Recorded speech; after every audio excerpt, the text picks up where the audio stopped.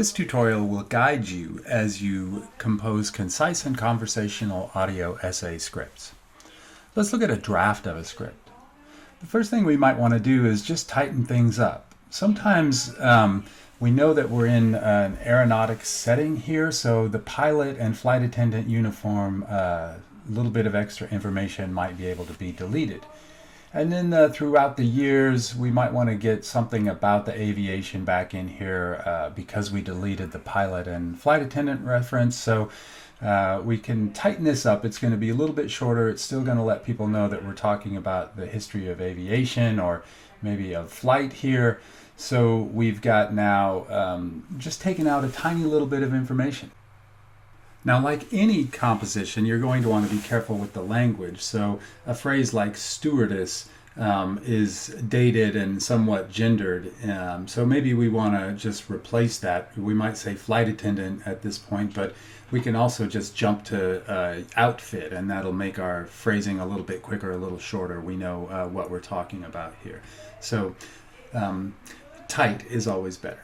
And then let's look at the ways that we're going to keep this thing conversational and kind of poppy as we move through here. So I might take this phrase, why is it that when women think about jobs that take them to the skies, they think of flight attendants? That's phrased nicely.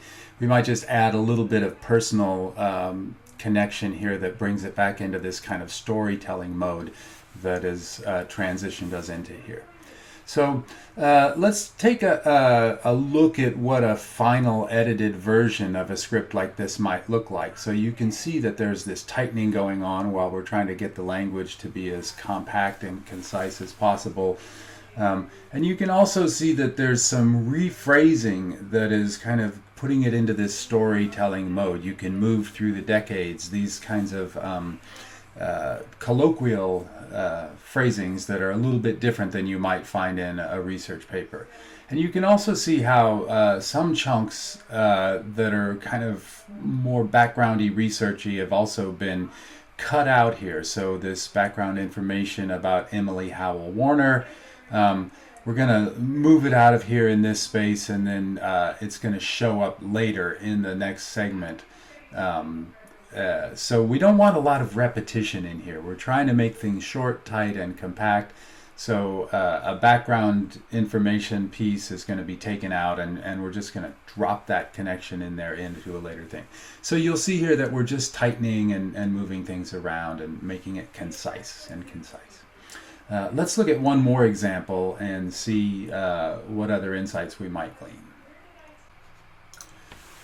So let's think for a minute about the relationship between this audio essay and what we might find in a typical research report. In this one, you can see that suggestions have been added to delete a lot of research paper type information. So when was the first camera created? What was its role at the time in culture? All of this is really valuable information, and in a 10-page research report would certainly stay in here. But we've got to kind of tighten that up. So you can see the phrasing here, dating to 1816. The camera is a fairly new invention that says something about the modern desires of people. So, you know, it seems a little bit challenging. You're taking a couple of paragraphs here and trying to get them down into a couple of sentences. And the main takeaway here is to think about the different mediums that you can use as you communicate. When you're in a 10-page research paper, you have a certain mode. And when you're in a 4 or 5 minute audio essay, you have to have a different mode. One isn't better than the other, but they certainly are different.